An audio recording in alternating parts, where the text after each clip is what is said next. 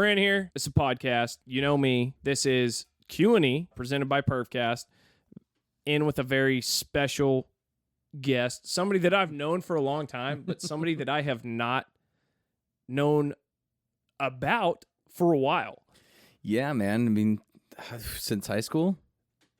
Early high school, I would say. Yeah, even then, because we kind of took different paths in the early high school, and so we kind of went into very different circles. We definitely verged into different lanes. That there's no doubt about it. But the thing that everybody always knew about you, and let me say who you is. This is all right, Evan Pollock.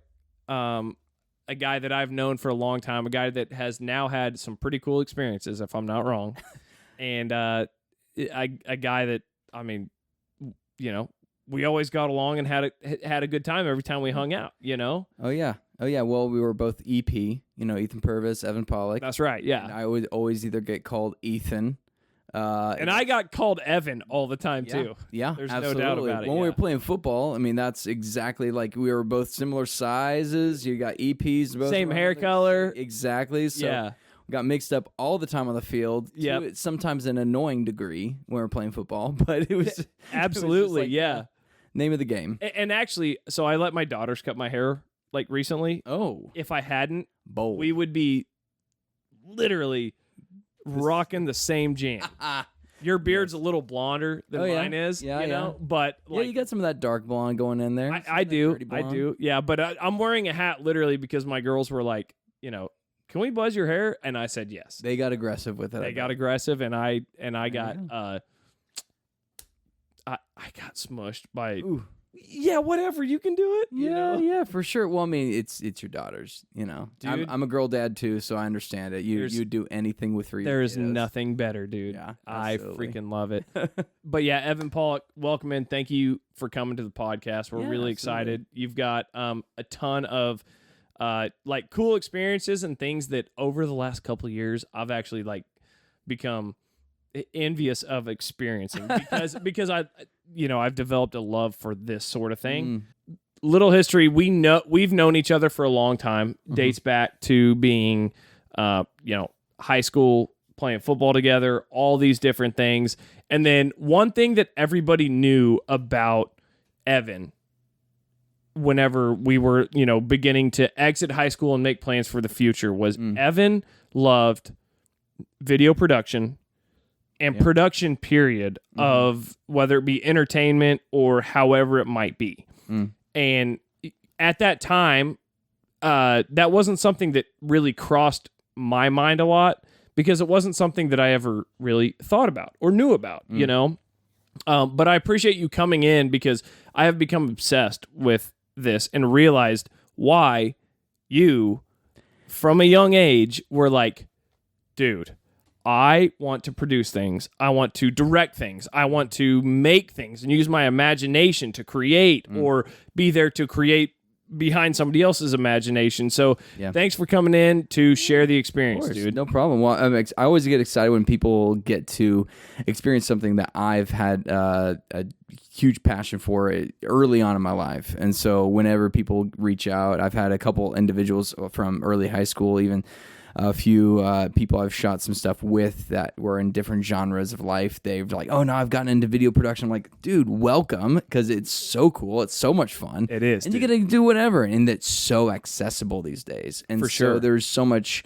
opportunity, invitations for people to interpret that differently. And so the fact that you've interpreted this into a podcast and how you engage with media and content in this way is different than I engage with media and content in a different way. So the fact that you're getting a firsthand experience and kind of going into these new steps of understanding of okay, what is it like to shoot things? What's it like to record things? What's it like to tell these stories? A, B, C. And so it's just all this fun stuff I get to now share with old friends that have gone different paths and have come at it from a different angle. So it's exciting for me because then I get to share what I love with people that I didn't get to share with really at the time because we were in different social circles. Really. Absolutely. We kind of, after football, I kind of took a direction into entertainment and theater and then furthermore into storytelling, productions, directing, all that jazz.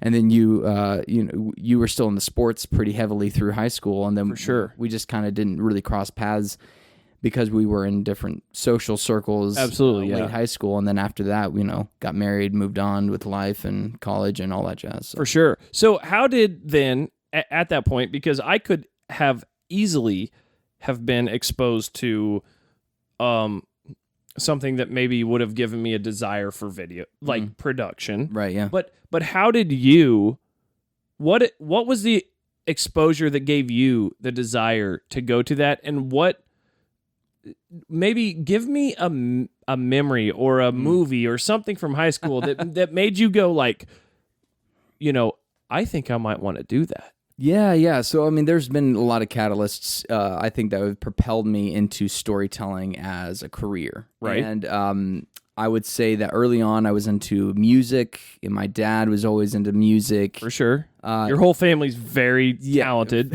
musically. We were all very musically gifted in the aspect of, like, we loved singing together, we loved playing together, we loved doing all these musically driven things. Yeah. And music is also a form of storytelling, and it's also just part of the arts. And so absolutely, I would say, like, the moment that I realized that something shifted for me was, I think Lord of the Rings was a huge thing when I was 2001, I think, is when the first one came out. For sure, dude. I thought that was the dumbest idea of a movie when I first went into it, because, like, there was a bunch of friends that were going. I'm like, oh. Did you know about the book? No idea about the book. No idea about any of it. I was just like wizards and hobbits, and short people, and as homeschoolers, by the way, Evan was also homeschooled. Yeah. As homeschoolers, we're like, magic. Yeah, devil. Nay. Oh, especially Harry Potter. That was like for sure. That was a big X. And there was a correlation between the two that was like, Well, it's funny that my parents would even let me go see Lord of the Rings versus Harry Potter. And I was just like, they said no to Harry Potter, yes to Lord of the Rings. I guess Tolkien. I understand Tolkien's perspectives on life and whatnot. We're very different than J.R. What's her name? J.K. Rowling. J.K. Rowling. I was like, it's a J name. yeah. J.K. Rowling versus J.R.R. Tolkien. I'm like, For sure. there was different philosophies. But anyway. Yeah. So Lord of the Rings, like, just broadened my perspective of, like, cinematic storytelling that was so incredibly engaging with how they told very relatable stories in a fantastical world. Absolutely. But brought that cinematic level of I hate using the word cinematic because it's so overused today. Yeah. But they gave you scope, or large scope. Told human stories on a very large scope stage in very fantastical ways that still felt real and palpable. They didn't overly CGI it. They didn't overly make these characters do things that were unrelatable. Like I said, they made relatable human stories in a fantastical world, and I just was so enthralled by that. For sure. And when the first movie ended, I was just like, wait, that was the ending? And they're like, yeah, there's going to be two more. I'm like, there's going to be two more. And so I just got so excited. But through that, like, I guess I was probably 11 at the time. That was the moment where I'm like, okay, there's something that's here. I don't know what it is yet. And it was something that subconsciously kind of awoke. Started to build. It started to build. I didn't know what that was going to take form in. And then, went into high school and did some junior high and high school and did some sports, and then I just kind of got into theater, and that was like, maybe I'll be on stage, maybe that will be my thing. Is for sure. I'm I love music. My family loves music. Musical theater. That's the step forward towards like acting, and then being on camera, and and then being able to be a vessel for stories. And being able to translate those stories by being the emulating the characters on screen. And so I jumped into it early on. I quit football because I remember. Yeah, and that was pretty controversial. Yeah, at one point people said, Ethan Purvis quit football. Oh no! It was Evan Pollock. I was gonna say, like, it was the other EP. It was the other EP. It was the other EP. Yeah. I was gonna say, no, I'm playing. I don't remember hearing that. I was like, oh yeah, Ethan. No. It was well, because it was controversial, because at that time it was kind of seen as if you did theater and stuff, you're a little bit, fancy footy, right, kinda a little floofy, a little floofy, a little bit, like you might go, playing on the other team for a little bit, right, yeah, well, whatever. But at the time, I was like kind of lost my friend group, because I had was into football for like 2 or 3 years, and I was like, man, I was starting to kind of grow roots. And then once I turned into musical theater, mainly because I was at a certain size in football that I'm like, I really can't really get any headway. I'm only going to be either stuck on the end or in the backfield. I'm like, this isn't. And it's always going to hurt. It's always going to hurt. And I think I got my hand stepped on one time, and I was learning how to play guitar at the time. Like, okay, which one's more important? Football? For sure, yeah. Or guitar? Absolutely, and at the time, guitar was. Yeah. And so I'm like, all right, let's go with guitar. And then that just translated music and musical theater, and then that was kind of the path I took. And then people made fun of me, obviously, in the football community, because I was going and doing these things. But my always biggest comeback with that was like, dude, you have to go tackle sweaty dudes and change in front of guys in locker rooms and jock straps and smelly. So I get to dance and kiss with girls. So I mean, like, yeah, for sure, tell man. me which one's cooler. I think I got the upper hand here. So absolutely, man. And I'll tell you one thing actually that I think is underrated in all of this when it comes to that is, because obviously I was a football guy, but you knew what you wanted to pursue then. Mm-hmm. Like, you got the light switch at what, 15, 14? I think the light switch, it started at 11 as far as the realm. Like, okay, and then as I got older, it narrowed. Okay. As far as like, entertainment's where I want to be. All right, where does that look like? Okay, let me try being on stage. Being a music producer actually was going to be my main thing, because I was so heavily into music with my family. And I was like, okay, maybe acting, maybe music and acting, maybe behind the scenes. And that's where it kind of started. Like, as years went on, I really decided I want to be more in control of the story. Being a director and being behind the camera gave me more control over the stories I wanted to tell. Process of elimination that you had to go through. Yeah, a little bit. But you knew what process you were starting into. And I think that, like, I'm kind of jealous of that, because, like, you're like, okay, this is the process I'm starting into. And yes, you had that process of narrowing things down. Mm-hmm. But, dude, it gave you a head start, on, like, knowing what you wanted to jump into. Yeah, which is cool. It's crazy, because people say, like, oh, I hate my job, I don't like what I do, and I'm like sitting here, I'm like, I've never had that feeling, right? Which is such a blessed thing to say, is like, I've never had that feeling of not knowing what I want to do.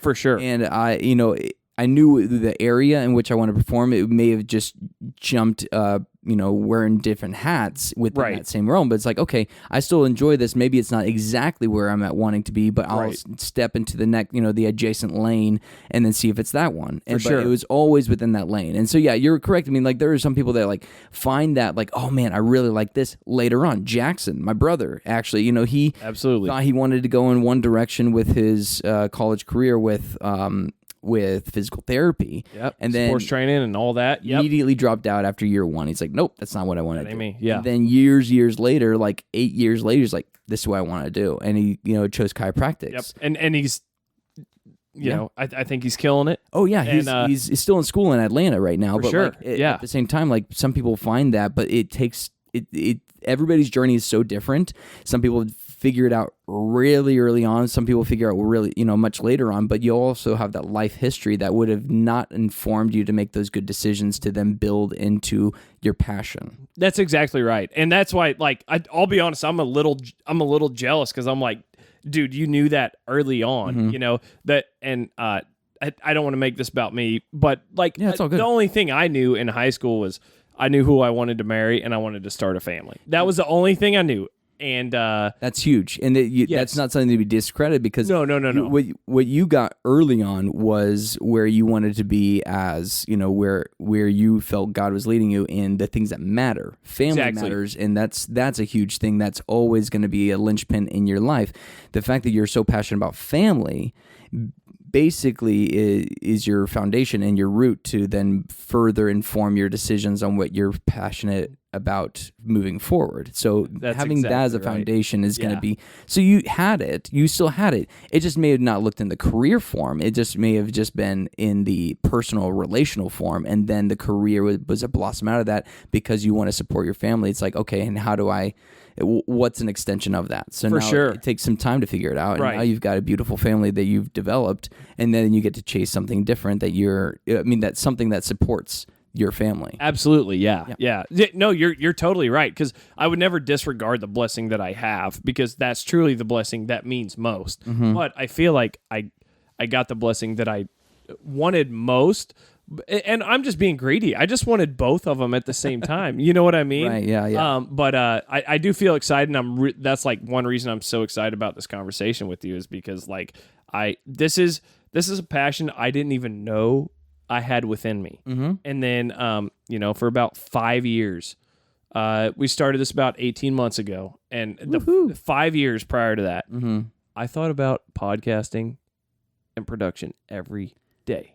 Every day. That's amazing. And then finally, my wife bought some equipment and forced me into it. She was like, if you're going to keep talking about it, you're going to do it, That's a loving wife, right there. Very much so. And so it's been cool. Like to pursue this, build this, find this, but it is awesome that like you found your pursuit. My calling early. Essentially, yeah. For sure, yeah. And I was pretty adamant about this is the exact area I want to be. And even then, like even today, I'm like, if there are spells in which I'm like, is this still what I want to do? I still always come back and like, yeah, it's still what I want to do. Absolutely, yeah. Obviously, you knew from 11 to 14, like you developed what you were gonna do, right? And you started making steps. You stepped in the direction of doing what you wanted to do, which was you're like, it's not sports, it's whether it be theater, production, whatever it might be.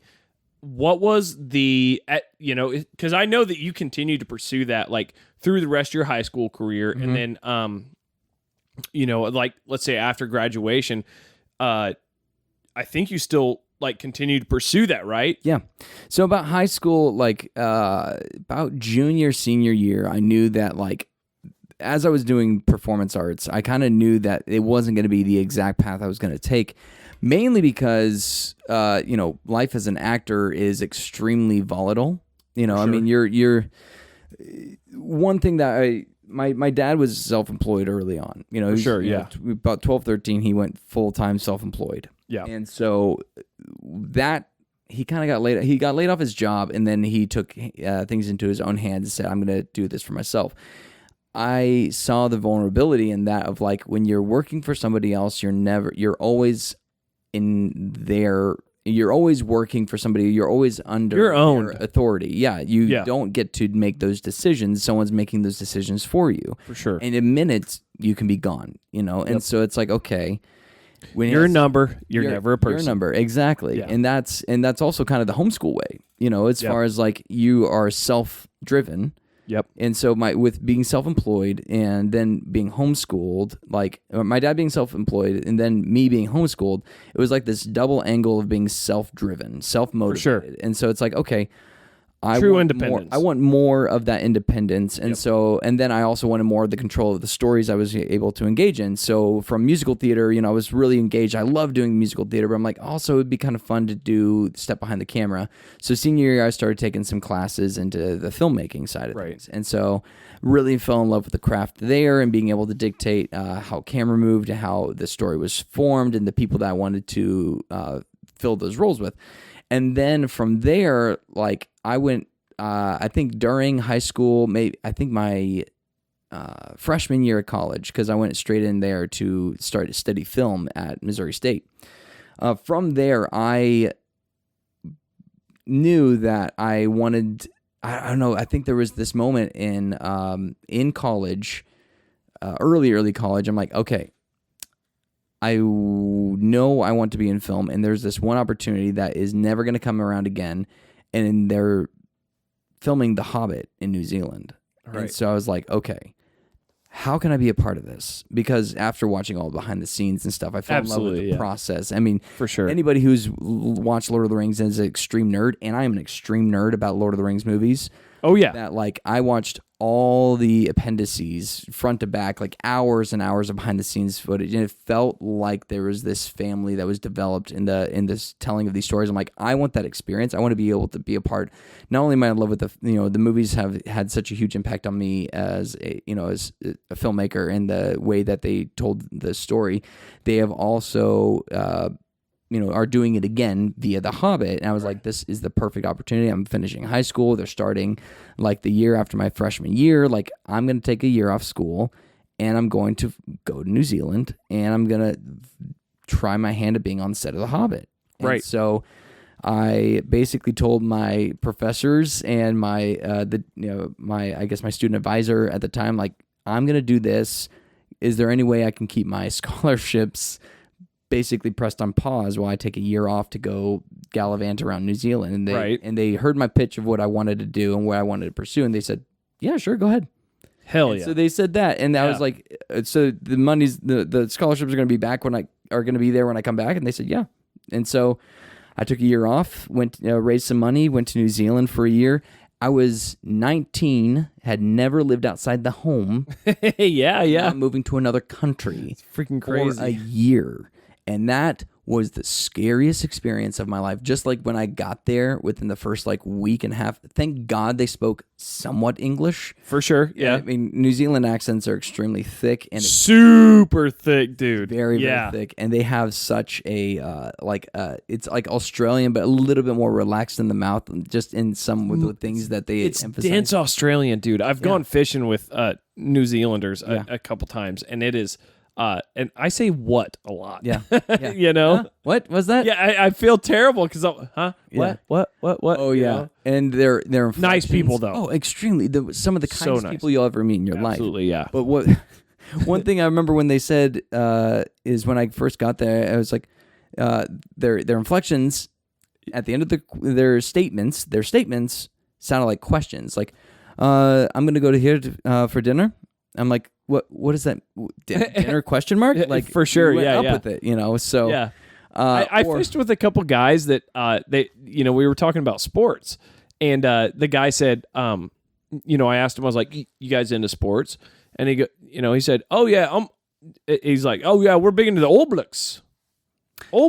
Yeah. And so it sounded like a question, but very I don't know, compressed and accelerated, and I couldn't tell. So I asked him time and time again, and then his buddy, who had been in Sacramento for a little while, and kind of I guess developed a little bit more of an American accent. Then he goes, no, All Blacks. Yeah. And I was like, the All Blacks. Yeah. The rugby team. Yeah. But you're right. Yeah. He ended with All Blacks. Yeah, exactly. Yeah. I like following the All Blacks. Yeah, for sure. Yeah. Or so kind though. So yeah, exactly. And cheers, bro. Oh yeah. That sounds good. Everything's up on an upswing. Yeah. Yeah. And that, not only that, but also when they would say, there's a saying called sweet as. It's sweet as, like sweet as sugar. It's like, oh, that's great. Cool. That's very cool. Right. Oh, Yeah. As.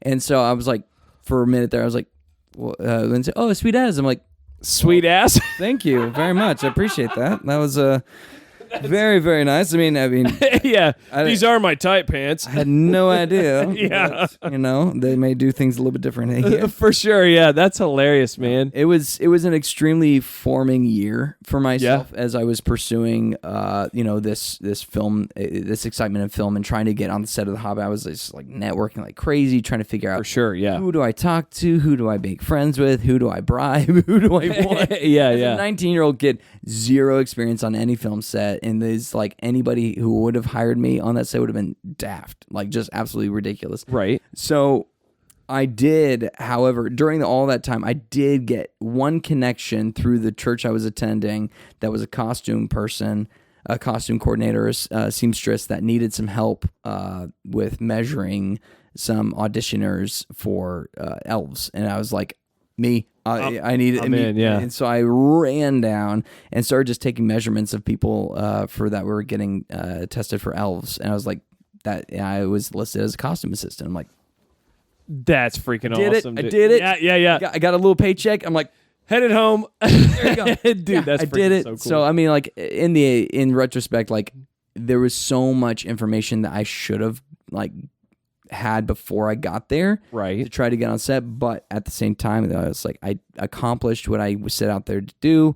I could walk away from that experience, not hanging my head, but holding my head high. Yeah, so I got my credit as a costume assistant with The Hobbit, and I was For like, sure. I could hang my head. Yeah, I didn't have to. I could hold my head up high. Like I'm like, Absolutely. I walk away with a little bit of a paycheck essentially from Right. working on the set of The Hobbit. Regardless if the movies were even that great or not, that's a Goal accomplished, though. the You goal did what you accomplished. went to do. Exactly, Yeah. exactly, and that was the point.